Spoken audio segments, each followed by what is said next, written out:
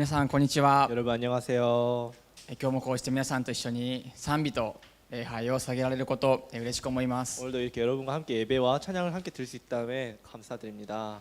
今日はですね、賛美礼拝ということで、いつもより賛美をたくさん神様に捧げました。 오늘은 찬양 예배로서 평소보다 찬양을 많이 같이 불렀습니다. 賛美が長めということはですね、メッセージは短めということです。 찬양이 길다는 것은 오늘의 설교는 짧다는 것이죠. なので、よくメッセージもですねとても大切なのでよく聞いていただきたいと思います。 그래도 제가 나누는 이 설교는 정말 중요하기 때문에 여러분 잘 들었으면 좋겠습니다. 皆さんは賛美は好きでしょうか？ 여러분 찬양 좋아하시나요? 皆さんはどのような賛美を捧げているでしょうか？ 여러분은 어떤 찬양을 드리고 있나요? そして賛美をいつ捧げているでしょうか？ 그리고 찬양을 언제 드리고 있나요? そのことはですね、ぜひ後で一緒に聞きたいと思います。 그것은 좀 이따가 다시 한번 물어보겠습니다. 今日は賛美について歴代史第2に登場するヨシャファテ王という人からですね、一緒に聞いていきたいと思います。 오늘은 찬양에 대해서 역대하에 등장하는 여호사밧 왕에서부터 함께 나눠봤으면 좋겠습니다. この歴代史第2にはイスラエルの王や民たちの歴史がたくさん書かれています。 역대하에는 그 이스라엘 역대 왕들에 대해서 써 있습니다. ヨシャファテ王はこのイスラエルが北と南に分裂したこの南の方の南ユダ王国の4番目の王様です。 이 여호사밧 왕은 이스라엘이 남북으로 분열한 이후에 남유다 왕국의 네 번째 왕이었습니다. 彼はですね、ヨシャファテ王は神様に対してとてもいいことをした王様でした。 이 왕은 하나님에 대해 향해서 좋은 일만은 한 왕이었습니다. 皆さんはもう絶体絶命だ、もうどうしようもない、ここで終わりなのかなって思うようなそのような経験あるでしょうか？ 여러분은 살면서 이제 절체절명이다. 나 어떻게 해야지? 이제 인생 끝난 거 아닌가라고 생각할 때도 있나요? なかなかそこまでの経験はないと思います。 그렇게까지 생각할 경험은 별로 없겠죠. 私もあるかなと思って考えてみたんです。 저도 그런 경험 있나 하고 한번 생각해봤어요. しかし絶体絶命までのものはありませんでした。 하지만 그렇게까지 힘든 상황은 없었던 것 같아요. 何かみんなに分かち合えるいい例があるかなと思ったんですけど、なかったんですね。 여러분과 함께 나눌 수 있는 좋은 그런 예시가 있나 했더니 없었더라고요. この今日お話しするヨシャファテ王にはそのような経験がありました。 하지만 오늘 나누는 여호사밧 왕에게는 그런 경험이 있었습니다. 当時はもう周りのほとんどの国が戦争をしているそのような状況です。 그 당시에는 주변 거의 모든 왕국들이 다 전쟁을 하는 그런 상황이었습니다. このヨシャファテ王もとうとう自分のイスラエル南ユダ王国がとうとう戦争に負けてしまうっていう時が来たんです。 이 여호사밧 왕도 이스라엘 남유다 왕국에 있을 때 자기도 이렇게 전쟁에 질 수도 있는 그런 상황에 놓이게 되었습니다. 相手はいろんな国や民族の連合軍でとても強くてもう勝てそうにない状況です。 적은 그 여러 나라가 합동으로 연합군을 만들고 내가 어떻게 해도 이길 수 없는 그런 상황이었습니다. 追い詰められてとうとう自分たちは負けるような状況です。 너무나 질 수밖에 없는 그런 상황이었습니다. こんな時皆さんならどうするでしょうか？ 이런 상황에 놓였을 때 여러분 어떻게 하실까요? もう何もすることができないと思います。 아무것도 못 하겠죠. もし何かできたとしても急に何か思いつくような判断することはできないと思います。 뭔가 할 수 있다고 해도 그 상황에서 바로 이것을 하자라는 그런 생각은 아무것도 안 나올 거라고 생각이 듭니다. ではヨシャファテ王はこの時どうしたでしょうか？そのことを一緒に聞いていきたいと思います。 그러면 이 여호사밧 왕은 어떻게 했을까요? 그것을 한번 오늘 나눠보도록 하겠습니다.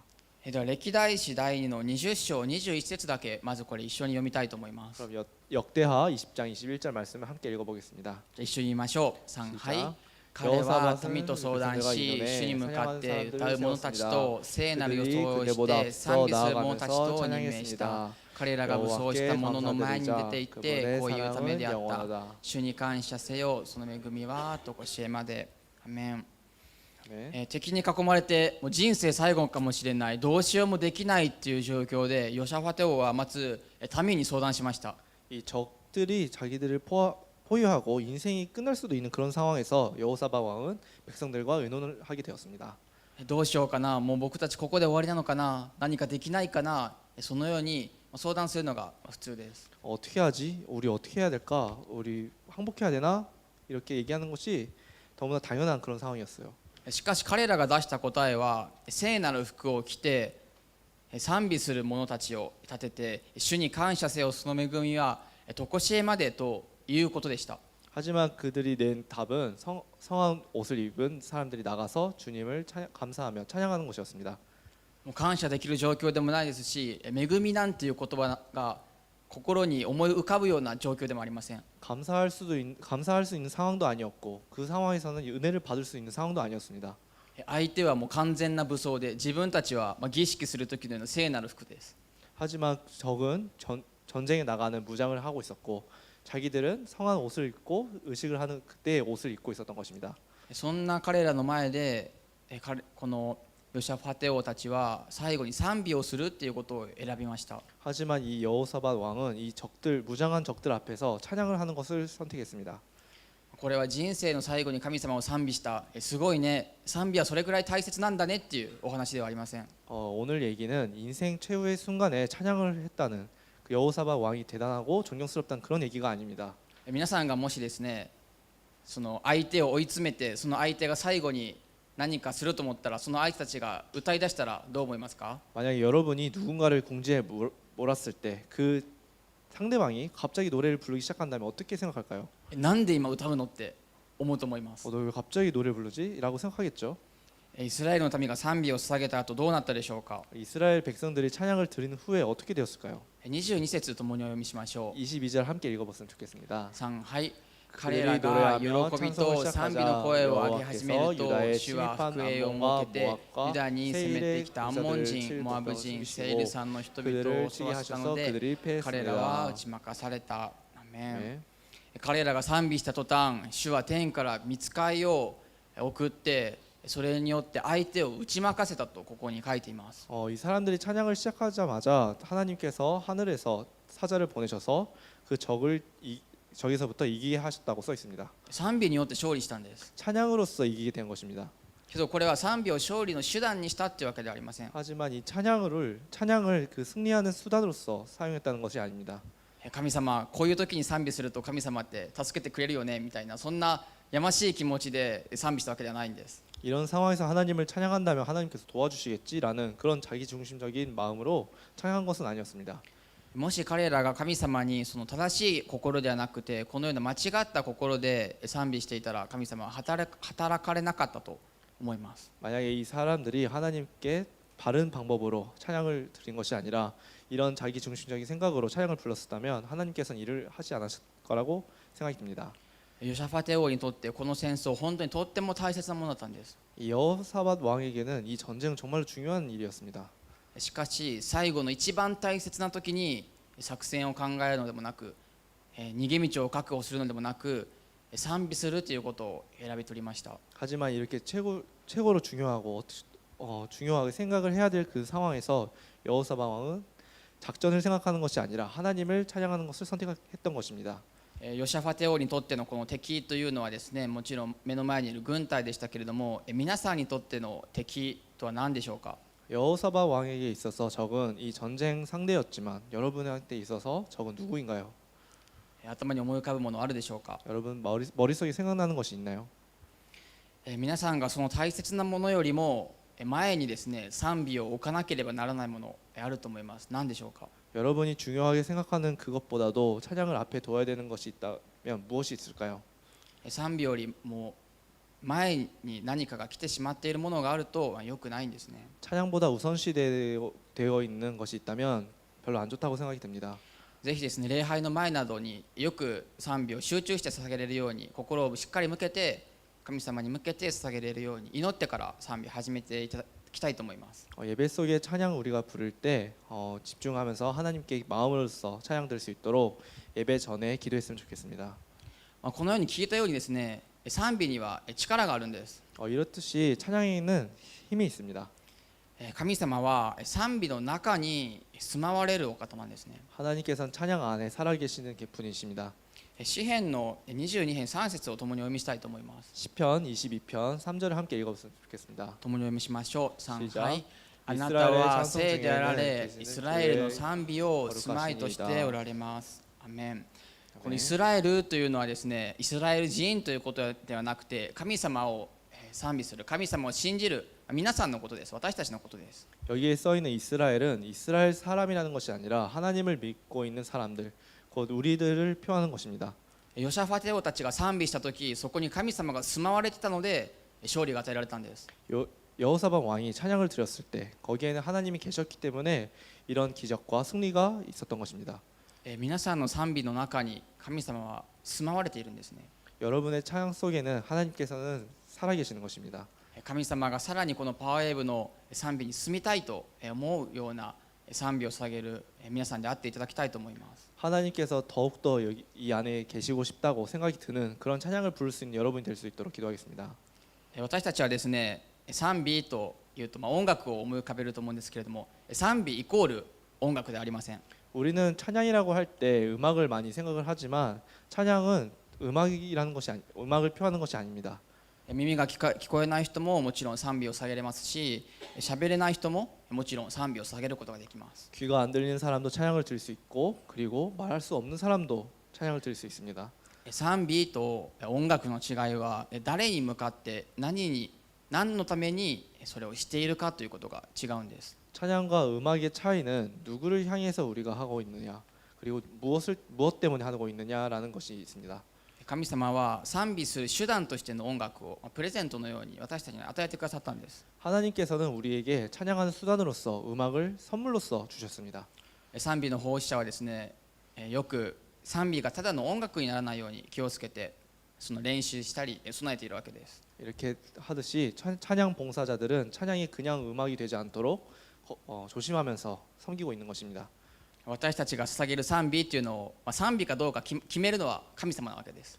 우리가 드리고 있는 이 찬양을 찬양인지 어쩐지 정하시는 것은 하나님뿐이십니다. 賛美とは神様を褒めたたえることですけれども、神様すごいです、素晴らしいです、感謝します、愛します、そのようなことを捧げることですね。 찬양이라는 것은 하나님을 향해서 하는 것인데 여기서 하나님 훌륭하십니다. 하나님 완벽하십니다. 감사합니다. 모든 것을 드립니다라고 고백하는 것입니다. 皆さんは誰かに褒められることあるでしょうか。 여러분 누군가에게 칭찬을 받을 때가 있을까요? テストでいい点取ったとか、なんかいい成績スポーツとかでしたとか、すごいねと言われることあると思います。 클럽이나 그런 데서 좋은 성적을 냈거나 아니면 학교 시험에서 좋은 점수를 땄거나 그럴 때가 있겠죠. 立派だね、よく頑張ったね、ありがとう、これあげるよとか、言われることあると思います。 너 정말 잘했네. 그리고 열심히 했네. 고마워. 이거 줄게라는 그런 것들이 있겠죠. そんな時ですね、携帯触りながらテレビ見ながら適当にすごいねって言ってたら皆さんどう思うでしょうか。 근데 그런 상황에서 휴대폰을 대충 만지면서 텔레비 보면서 귀찮듯이 너 잘했네라고 하면 어떻게 생각할까요? 全然褒められてる気がしないと思います。 전혀 내가 칭찬받고 있구나라는 생각이 안 들겠죠. 神様も同じなんですね。 하나님도 똑같습니다.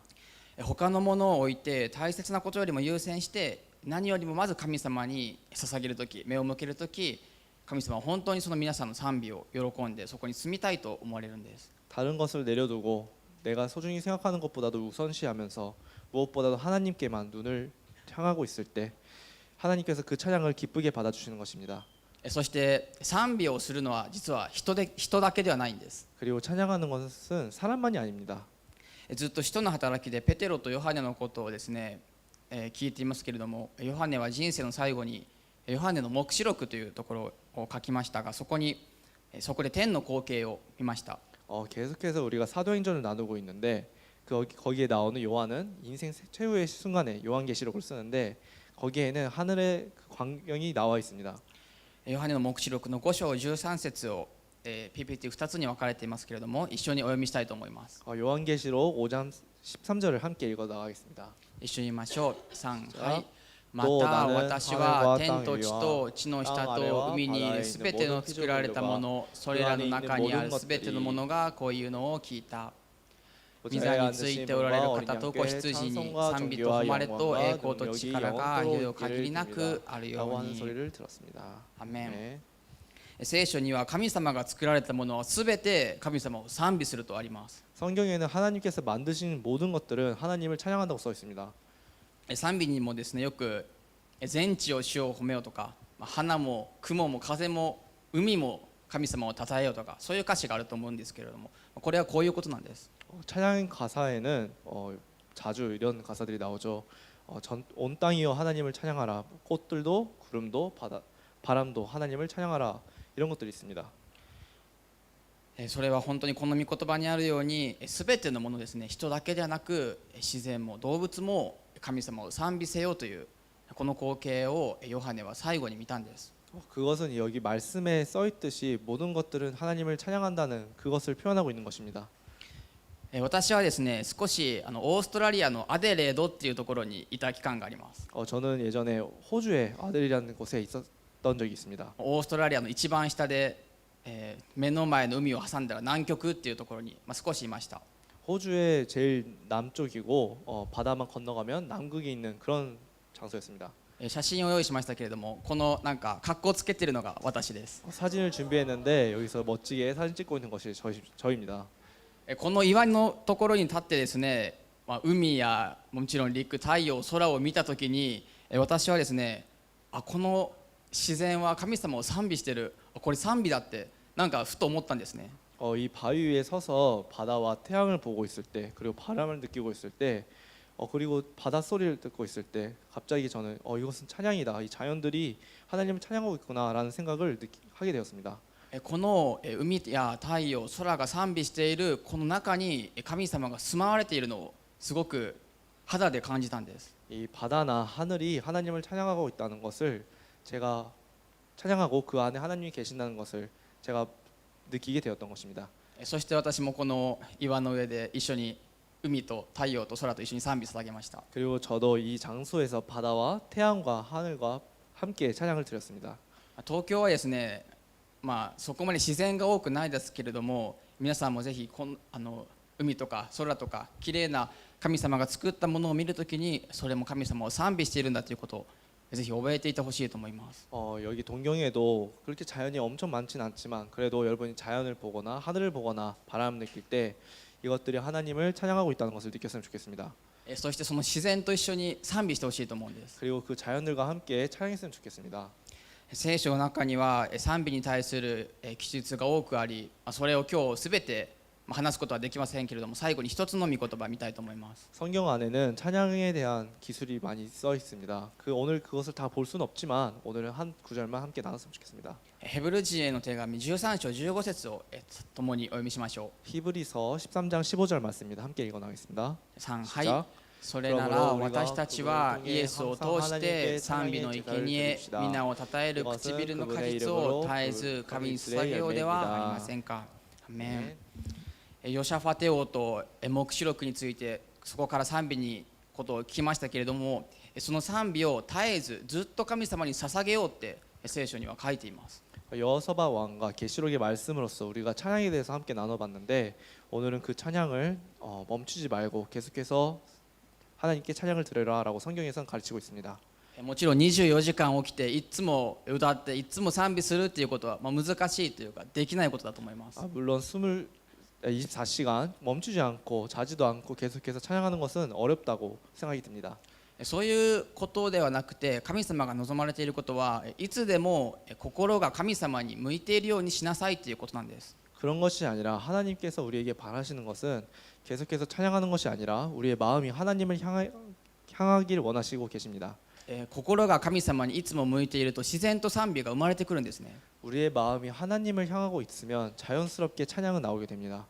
ヨシャファテ王も心がいつも神様に向いていたでしょう。 여호사밧 왕도 그 마음은 언제나 하나님을 향하고 있었다고 생각이 듭니다. この書ヘブル人への手紙を書いた著者もいつも心が神様に向いていたでしょう。 이 히브리서를 쓴 사람도 언제나 하나님을 향하고 있었다고 생각이 듭니다. 賛美をいつも捧げていたんです。 언제나 찬양을 드렸던 것입니다. そのような人はですね、ヨシャファテ王のことを聞いたように賛美を通して勝利を受けることができます。 그런 사람은 여호사밧 왕처럼 하나님의 승리를 받을 수 있게 됩니다. そして自分を通して神様の栄光が現れるようになるんです。 그리고 내 자신을 통해서 하나님의 영광이 나타나게 됩니다. 皆さんにですね、もし子供がいていつも嬉しい言葉をかけてくれると嬉しいと思います。 만약에 여러분한테 자녀가 있어서 그 자녀가 여러분에게 언제나 기쁜 그런 소리를 해준다면 기쁘겠죠. 神様もその愛する皆さん、神様が愛する子供の皆さんが賛美すると神様嬉しくて仕方ないんですね。 똑같이 하나님께서 하나님의 자녀인 우리들이 하나님을 언제나 찬양한다면 하나님께서 그것을 기뻐히 받아주십니다. そしてその賛美の声を聞いて、この人もっと祝福したいな、もっと仲良くしたいなって、恵み注いであげたいなって神様思うわけです。 그리고 하나님께서는 이렇게 찬양하는 사람을 보면서 난 더 축복하고 싶다, 그리고 더 은혜를 주고 싶다라고 생각하시는 것입니다. そのように賛美を通していつも主と交わるパワーウェーブの皆さんであっていただきたいと思います。 그렇듯이 찬양을 통해서 언제나 하나님과 교제하는 파워웨이브 여러분이 되었으면 좋겠습니다. これからの賛美の時間、また礼拝キャンプでの賛美の時間、その一つ一つに神様だけを見上げて賛美捧げていただきたいと思います。 지금부터의 찬양의 시간, 그리고 예배나 캠프에서의 우리의 찬양의 시간, 다른 것들에 눈을 뺏기는 것이 아니라 하나님만을 바라보며 찬양을 드렸으면 좋겠습니다. 神様はその皆さんの賛美の中に住まわれています。 하나님께서는 여러분의 그 찬양 안에 살아계십니다.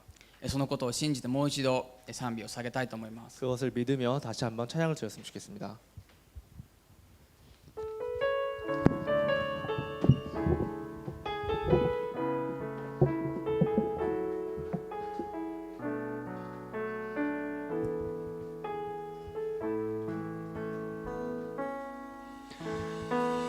예수가愛したように私たちも愛し合うその愛の中で枝となるとき多くの実を結ぶもう一度イエス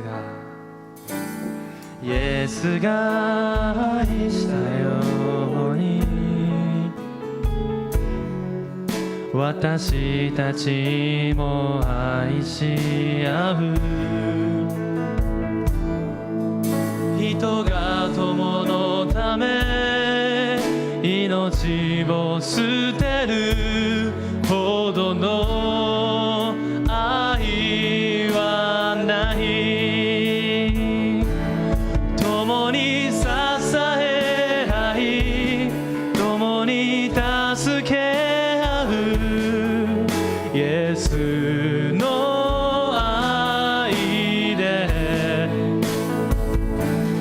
共に祈り合い共に笑い合うイエスの愛の中もう一度最初から皆さん心を合わせて賛美しましょう。イエスが愛したように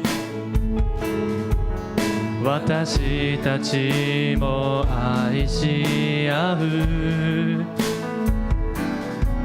その愛の中で枝となるとき多くの実を結ぶもう一度イエスが愛したように私たちも愛し合う人が友のため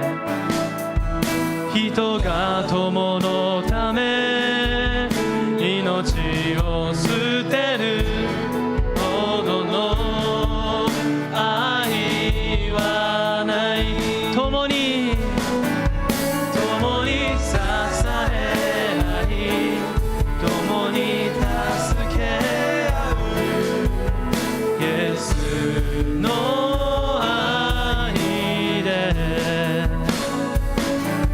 共に祈り合い共に笑い合うイエスの愛の中共に支え共に支え合い共に助け合うイエスの愛で共に祈り合い共に笑い合うイエスの愛の中最後に皆さんで共に支え合い共に助け合うイエスの愛で共に祈り合い共に笑い合うイエスの愛の中。この時間共にお祈りしたいと思います。 이 시간 함께 기도했으면 좋겠습니다.